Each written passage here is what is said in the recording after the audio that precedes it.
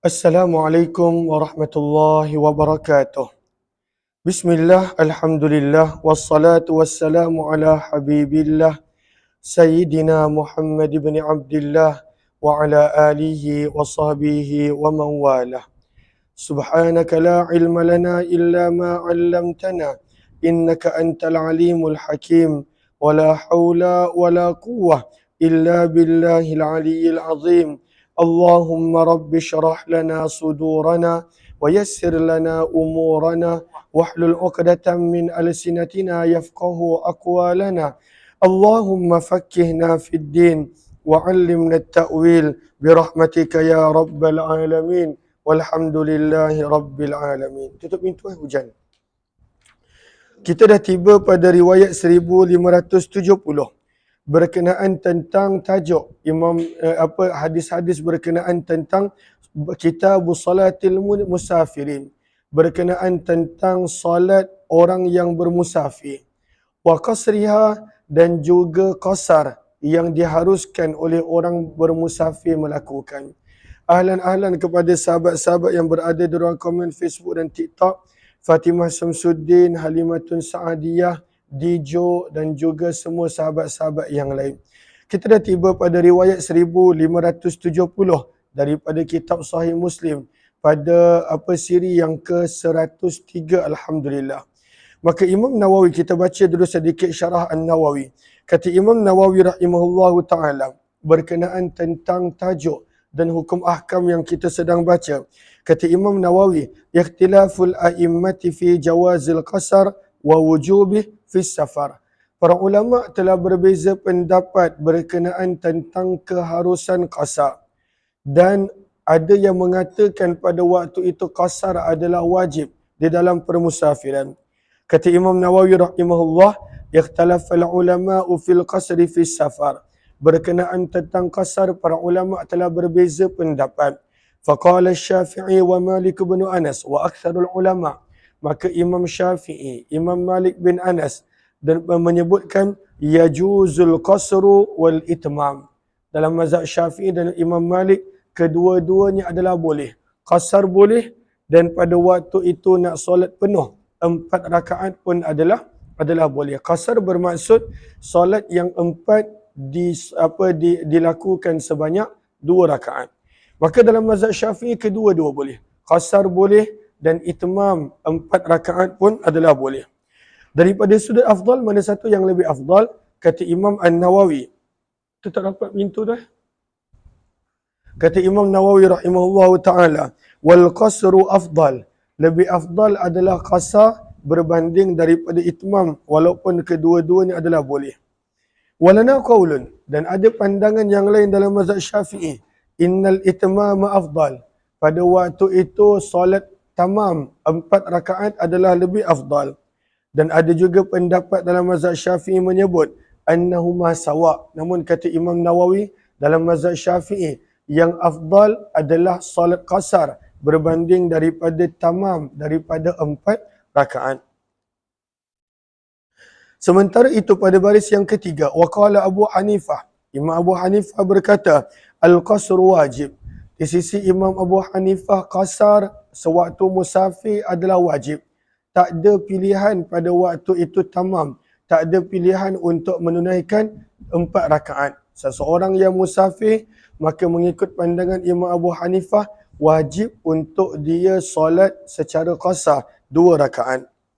Wala yajuzul itmam, dan tidak boleh untuk menunaikan secara sepenuh 4 rakaat. Dan mereka menjadikan hadis yang bakal kita baca tadi sebagai dalil untuk pendapat mereka. Wa bi anna aktsara fi'lin nabi wa ashabi kana al-qasar. Imam Abu Hanifah juga berkata, kebanyakan apa yang Nabi lakukan dan para sahabat lakukan adalah mereka melakukan qasar sewaktu musafir. Wahtajja Syafi'i, sementara Imam Syafi'i rahimahullah menjadikan dalil bil ahadithil masyhurah, dengan hadis-hadis yang terkenal yang ada dalam Sahih Muslim, anna sahabata kanu yusafiruna ma'a Rasulillah, bahawa para sahabat Nabi sallallahu alaihi wasallam mereka bermusafir bersama dengan Nabi sallallahu alaihi wasallam. Faminhumul qasir, maka ada di antara para sahabat yang solat 2 rakaat. Wa minhumul mutim, dan ada di antara para sahabat yang solat penuh 4 rakaat. Wa minhumus saim, ada pada sahabat pada bulan Ramadan mereka berpuasa walaupun bermusafir. Wa minhumul muftir, dan ada di antara para sahabat waktu Ramadan bila bermusafir mereka tidak berpuasa. La yu'ibu ba'duhum ala ba'din, tidak ada yang mencela akan perbuatan yang lain. Yang solat penuh dia tak ada memburukkan yang solat qasar. Yang solat qasar tak ada mencela yang solat 4 rakaat mengikut hadis tersebut. Kemudian dalil yang kedua, wa bi anna Uthman kana yutim. Begitu juga perbuatan Uthman bin Affan yang mana beliau pada waktu itu jika solat, terutamanya pada waktu haji, beliau telah solat pada waktu itu sebanyak 4 rakaat.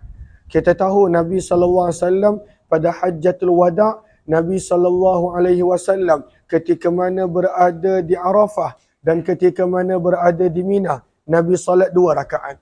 Tetapi Uthman bin Affan radhiyallahu ta'ala anhu telah solat 4 rakaat ketika mana berada di Mina dan juga di Arafah. Maka itu juga didalilkan dalil bahawa sebenarnya Uthman bin Affan menganggap pada waktu itu kedua-duanya adalah boleh. Ketika mana bermusafir, nak solat 2 pun boleh, nak solat itmam pun adalah boleh. Wa kadzalika Aisyah, begitu juga perbuatan Aisyah yang pada waktu itu menyebut boleh untuk qasar dan juga boleh untuk itmam, menjadi dalil dalam mazhab Syafi'i. Wa huwa zahiru qaulillahi ta'ala, dan inilah maksud yang difahami daripada ayat Al-Quran yang ada dalam surah An-Nisa ayat 110 bila Al-Quran sebut falaisa alaikum junahun an taksuru minas salah, maka tidak ada sebarang dosa jika kamu memendekkan solat. Maka perkataan falaisa alaikum junah tidak menggambarkan pada waktu itu qasar adalah satu-satunya pilihan dan qasar adalah wajib. Wa hadza yaqtadi, perkataan falaisa alaikum junah yang ada dalam surah An-Nisa ayat 101 menunjukkan raf'ul janah wal ibahah, bahawa adanya keharusan untuk kedua-duanya. Maka ini secara ringkas dalil dalam mazhab Imam Syafi'i rahimahullahu ta'ala. Riwayat 1570, baca sanad dia dulu.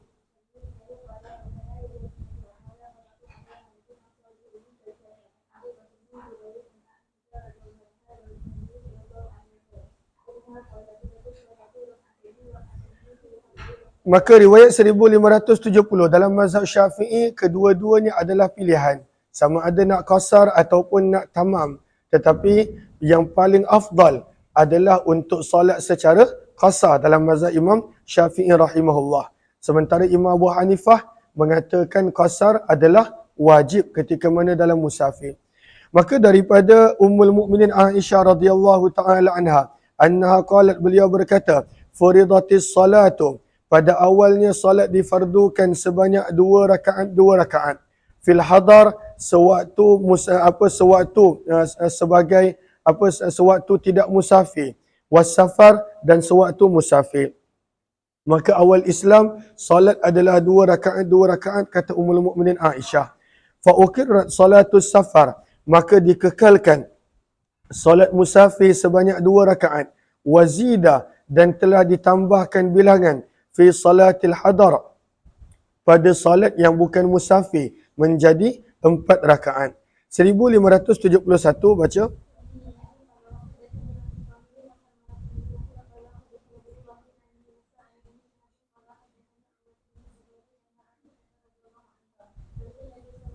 Daripada Ummul Mukminin Aisyah radhiyallahu taala anha, isteri Nabi sallallahu alaihi wasallam, beliau telah berkata, faradallahu as-salata hina faradaha, ketika mana Allah mengfardukan salat, sewaktu Allah fardukannya, maka ianya adalah 2 rakaat. Ini adalah sebelum daripada Nabi SAW melakukan Isra' dan Mi'raj. Maka sebelum daripada itu, mengikut pandangan yang kuat oleh para ulama daripada hadis-hadis, maka pada waktu itu dah ada solat. Cuma bukan 5 waktu, dan ianya adalah pada waktu itu 2 rakaat. Maka ketika mana Allah memfardukan salat, maka pada waktu itu jumlahnya adalah 2 rakaat. Ketika mana musafir dan juga ketika mana tidak musafir. thumma atammaha fil hadar, maka Allah telah menyempurnakan bagi orang yang bukan musafir menjadi 4 rakaat. Fa ukirrat, maka dikekalkan solat bermusafir alal faridatil ula, pada pada kefarduan yang awal, iaitu 2 rakaat. 1572 terus menunjukkan Ummul Mukminin Aisyah pernah solat waktu musafir dengan jumlah yang penuh 4 rakaat, dan itu menjadi dalil dalam mazhab Imam Syafi'i. Terus lebih kurang sama, baca sampai habis.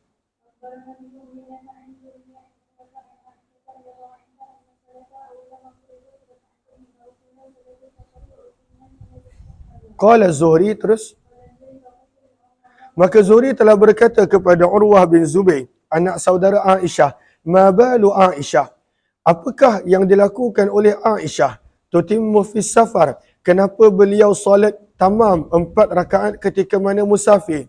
Maka berkata Urwah, innaha ta'awwalat, sesungguhnya beliau mentakwilkan sebagaimana Uthman bin Affan mentakwilkan. Maka apakah maksud Uthman bin Affan mentakwilkan? Maka lihat kepada baris yang ke 2468 daripada Syarah An-Nawawi. Kata Imam Nawawi, ikhtalafal ulama'u fi ta'wilihima, para ulama telah berbeza pendapat tentang apakah maksud takwil Ummul Mukminin Aisyah dan Uthman bin Affan radhiyallahu taala anhuma. Fasahihu alladhi alaihi almuhaqqiqun, maka ada beberapa pandangan. Yang paling sahih adalah annahuma ra'ayal qasra jaizan wal itmam jaiza. Mereka berdua, iaitu Ummul Mukminin dan juga Khalifah Uthman bin Affan, mereka berdua menganggap seseorang yang musafir boleh melakukan kedua-duanya. Boleh solat qasar dan juga boleh pada waktu itu solat tamam. Sebab itu ketika mana Uthman bin Affan menjadi khalifah pada musim haji, 6 tahun yang pertama beliau telah solat secara qasar pada musim haji. Dan selepas daripada itu, sebab Uthman bin Affan menjadi khalifah lebih kurang 12 tahun. Paling lama daripada keempat-empat khalifah Abu Bakar, Umar dan Uthman. Maka Umar bin Khattab 10 tahun, Uthman bin Affan 12 tahun. Maka Uthman bin Affan ketika mana menjadi khalifah, maka 6 tahun pertama sewaktu musim haji, beliau telah buat qasar. Dan kemudian bakinya pada waktu itu beliau telah solat penuh. Beliau telah solat penuh. Maka sebab itu Uthman bin Affan menganggap seseorang yang musafir pada waktu itu boleh melakukan kedua-duanya, boleh solat penuh 4 rakaat dan juga boleh solat qasar 2 rakaat. Terus baca. Dan juga ada pandangan-pandangan yang lain yang boleh dibaca di situ. Terus riwayat seterusnya.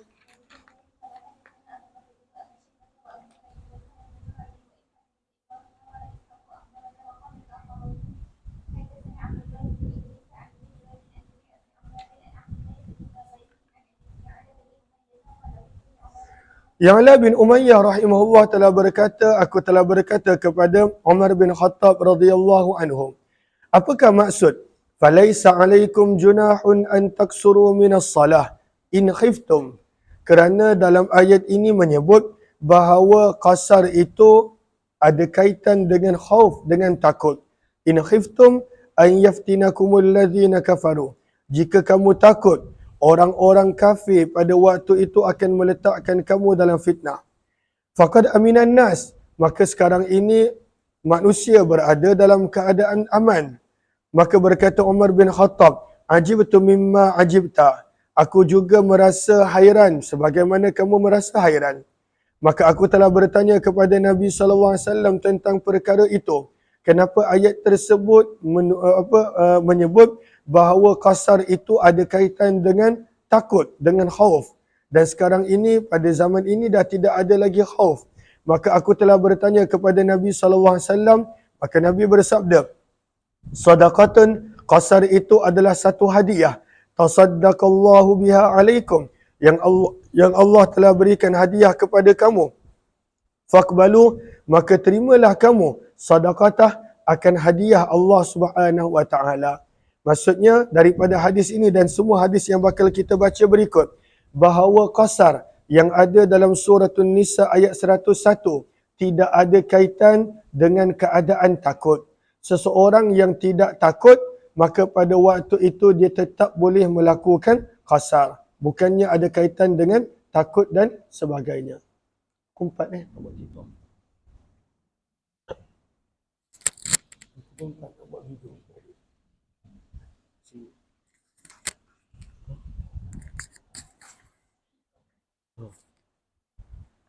Okey, terus baca.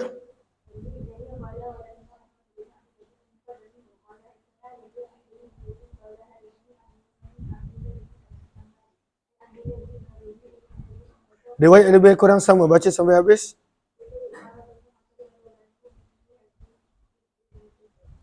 Kemudian kita nak lihat berkenaan tentang Allahumma salli ala Sayyidina Muhammad, berkenaan tentang tulisan Imam Nawawi yang seterusnya.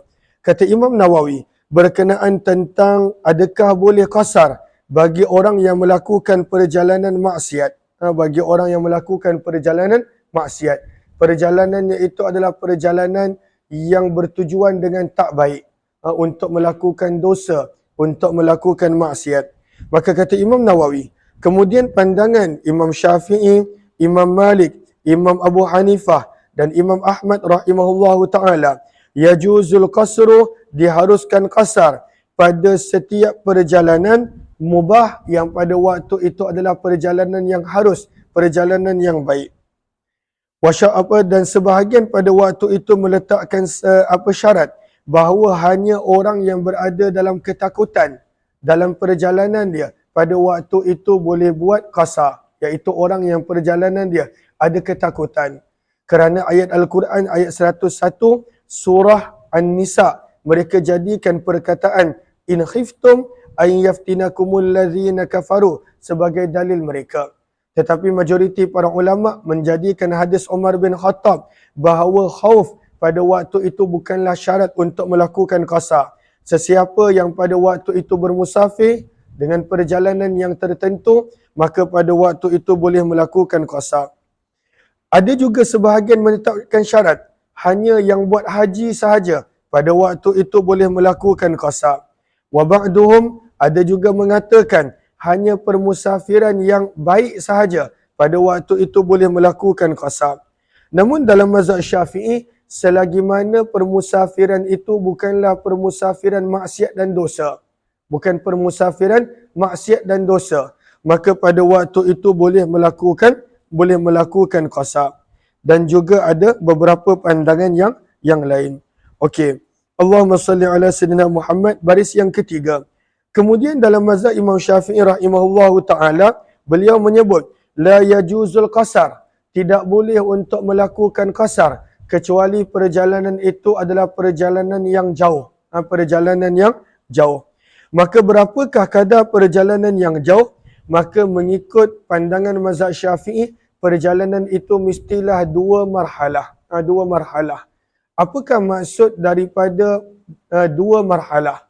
Maka orang dahulu, perjalanan mereka pada waktu itu mereka akan berjalan kebiasaannya sama ada pada waktu siang ataupun pada waktu itu pada waktu malam.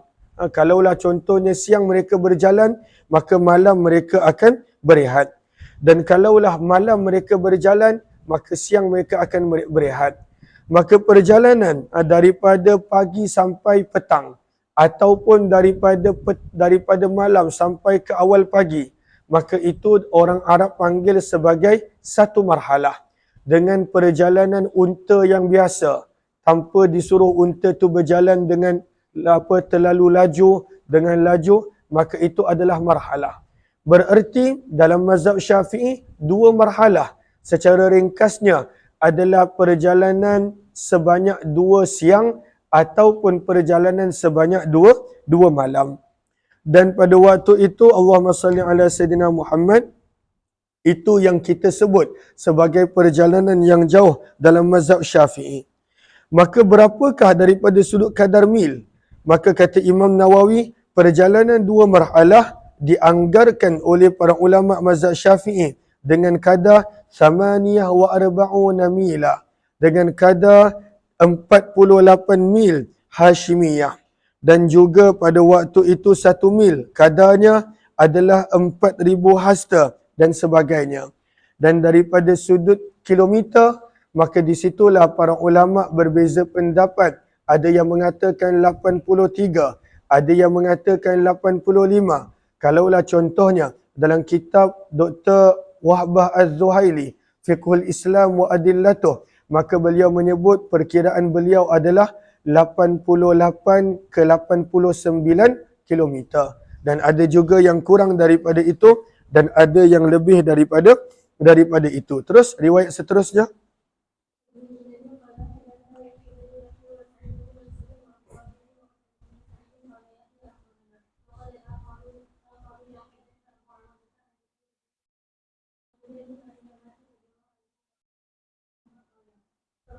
Daripada Abdullah bin Abbas radhiyallahu anhu, beliau berkata, Allah telah mengfardukan salat di atas lidah Nabi sallallahu alaihi wasallam fil hadar, ketika mana tidak bermusafir, 4 rakaat. Wa fis safar, ketika mana bermusafir, rakaatain 2 rakaat. Maka Imam Muslim membawakan semua hadis-hadis ini nak menerangkan maksud daripada ayat Al-Quran surah An-Nisa, perkataan an taksuru minas salati in khiftum, kamu boleh mengkasarkan salat kamu jika kamu ada berasa takut. Maka ayat tersebut pada waktu itu bukanlah syarat mesti ada takut baru boleh kasar. Kerana Nabi SAW menyebut bahawa sesiapa yang bermusafir maka boleh untuk menunaikan salat 2 rakaat. Wa fil khawfi raka'ah, dan seseorang yang berada dalam keadaan khauf, dalam ketakutan, maka 1 rakaat. 1576 baca. Lebih kurang sama, baca sampai habis.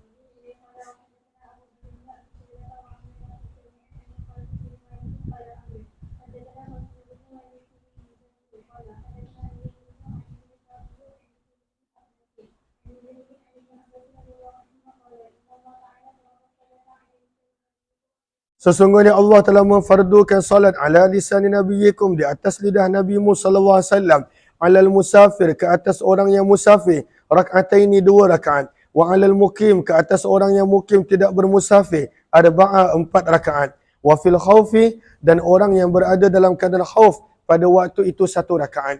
Di sini para ulama pada waktu itu mempunyai pelbagai penerangan. Apakah maksud seseorang yang berada dalam keadaan khauf pada waktu itu dia hanya perlu solat 1 rakaat? Maka lihat pada baris yang keempat daripada bawah.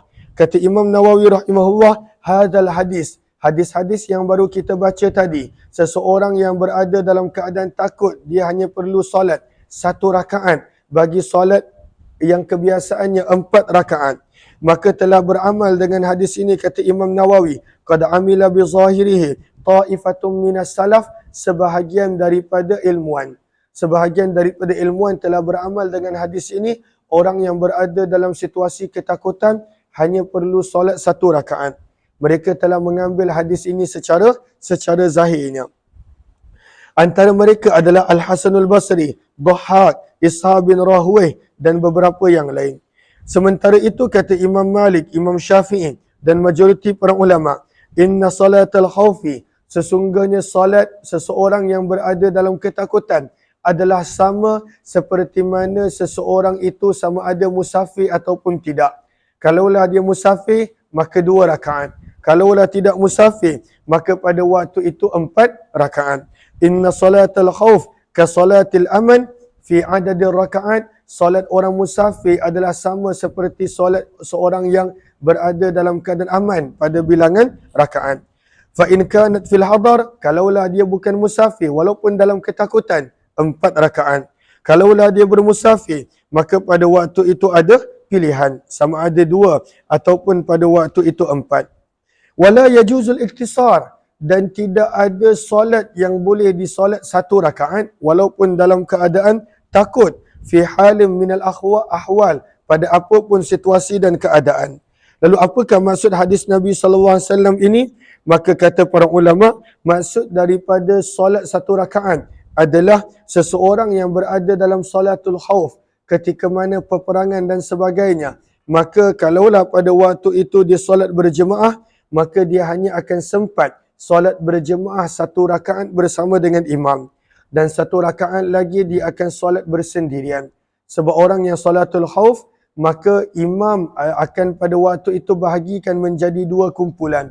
Satu kumpulan menjaga musuh dan satu kumpulan lagi pada waktu itu salat dan mereka akan bergilir.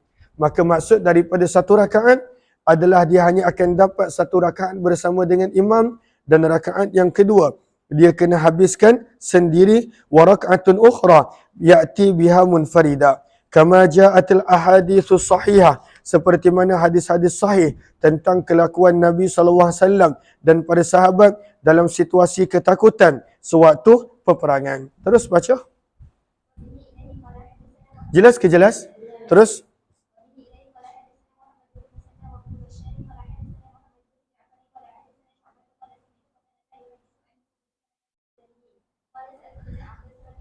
Abdullah bin Abbas telah ditanya oleh Musa bin Salamah, "Kaifa usalli, bagaimanakah aku patut solat ketika mana aku bermusafir dan aku berada di Mekah?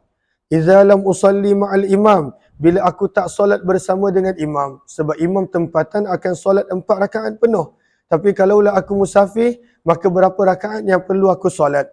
Maka berkata Abdullah bin Abbas, "Raka'ataini, hanya dua rakaat. Sunnata Abil Qasim, itulah sunnah Nabi SAW untuk musafir dua rakaat." Terus 1578.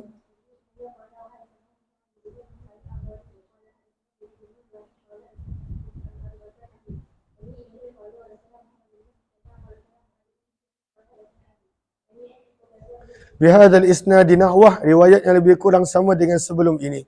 1579 nak menerangkan pandangan Abdullah bin Umar radhiyallahu anhuma. Abdullah bin Umar, kalaulah beliau salat qasar, beliau tidak suka untuk salat rawatib bersama. Maksudnya kalaulah beliau salat qasar, beliau tidak akan salat qabliyah dan ba'diyah. Dan beliau menyebut itulah sunnahnya. Maka timbul di sini persoalan, adakah seseorang yang musafir tidak boleh menunaikan qabliyah ba'diyah ataupun pada waktu itu boleh? Maka ini adalah persoalan dia. Maka sebab itu kata Imam Nawawi rahimahullahu ta'ala, sebentar, kita baca dulu hadis ini. Pada riwayat 1579 baca.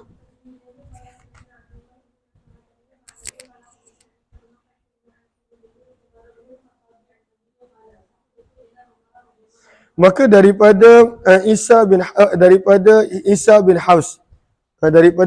bin Haus, beliau berkata, "Aku telah menemani Umar bin Khattab radhiyallahu anhu di dalam permusafiran perjalanan beliau ke Mekah. Maka fasalla lana zuhra rak'atain. Beliau telah mengimamkan kami solat zuhur sebanyak dua rakaat qasar. Thumma aqbala wa aqbalna ma'ah. Maka kemudian beliau telah pada waktu itu meneruskan perjalanan dan kami pun meneruskan perjalanan bersama dengan beliau. Hatta ja'a rahlah, sehinggalah pada waktu itu beliau telah tiba di rumah dalam permusafiran, kemudian beliau tiba di rumah beliau. Wa jalasna ma'ah, dan kemudian beliau telah duduk dan kami pun duduk bersama dengan beliau. Fahanat minhu iltifatah nahwa haitsu shalla, maka beliau pada waktu itu telah melihat ke arah tempat yang mana beliau telah solat. Fara'a nasan, dan beliau telah melihat ada beberapa orang yang pada waktu itu sedang solat walaupun tadi dah habis solat. Mereka masih lagi pada waktu itu solat dalam keadaan berdiri. Padahal tadi dah solat zuhur secara qasar. Maka beliau bertanya, "Ma yasna'u haula?" Maksud manzil, maksud rahlah di sini minta maaf, bukan rumah. Sebaliknya pada waktu itu adalah Allahumma salli ala sayyidina Muhammad pada kenderaan beliau, pada unta beliau. Maka pada waktu itu Abdullah bin Umar bertanya, apa yang mereka buat? Bukankah tadi dah solat zuhur 2 rakaat? Maka berkata Haus bin Asim, Isa bin Haus, "Aku telah berkata, yusabbihun, mereka sedang solat ba'diyah, sedang solat sunat." Sebab itu pada baris yang kedua, kata Imam Nawawi, maksud daripada yusabbihun ataupun musabbihah, maksudnya adalah al-mutanafil bis salah.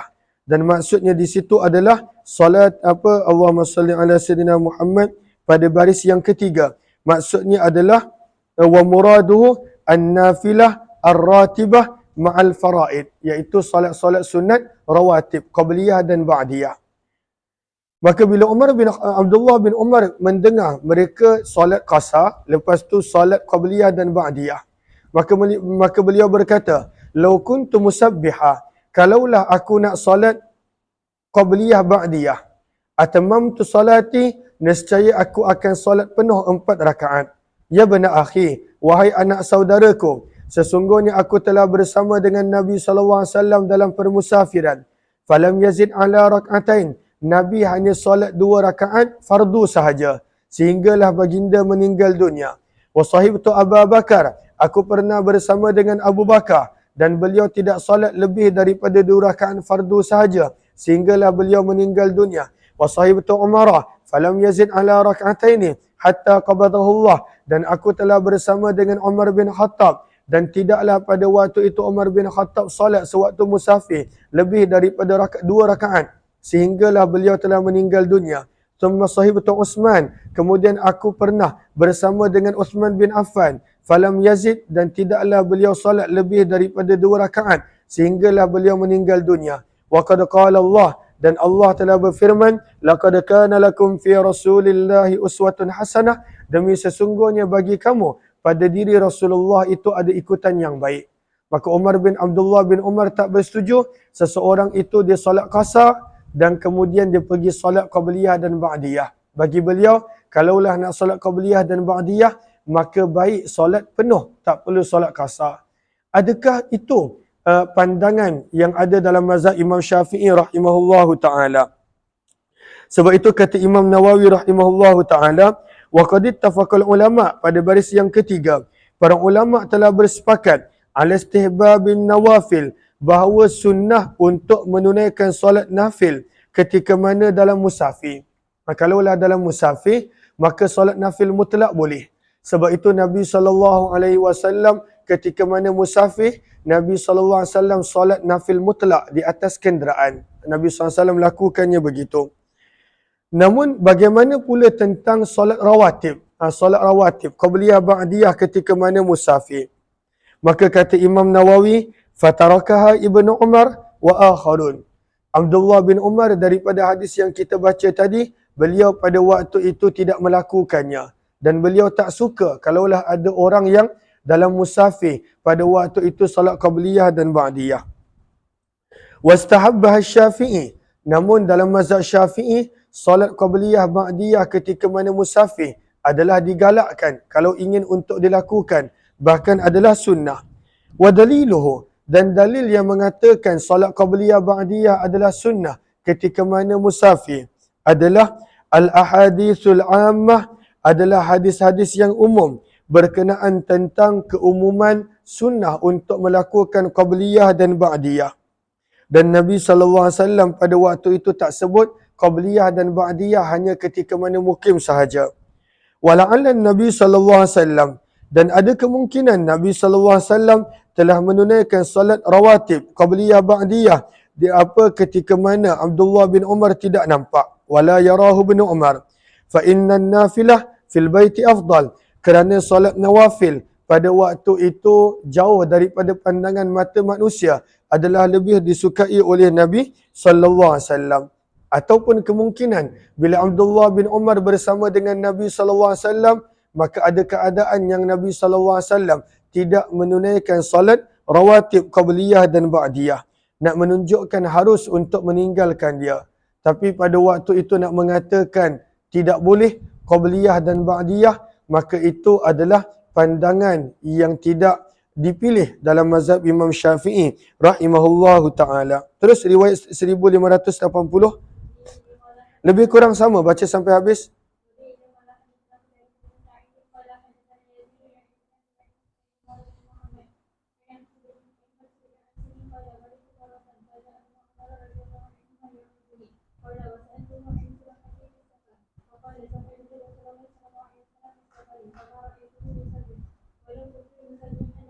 Walau kuntu musabbiha, kalaulah aku nak solat rawatib, kata Abdullah bin Umar, la atmamtu, nescaya aku akan solat 4 rakaat penuh. Terus, Wa qad qala Allah Ta'ala, dalam keadaan Allah telah berfirman, laqad kana lakum fi Rasulillahi uswatun hasanah.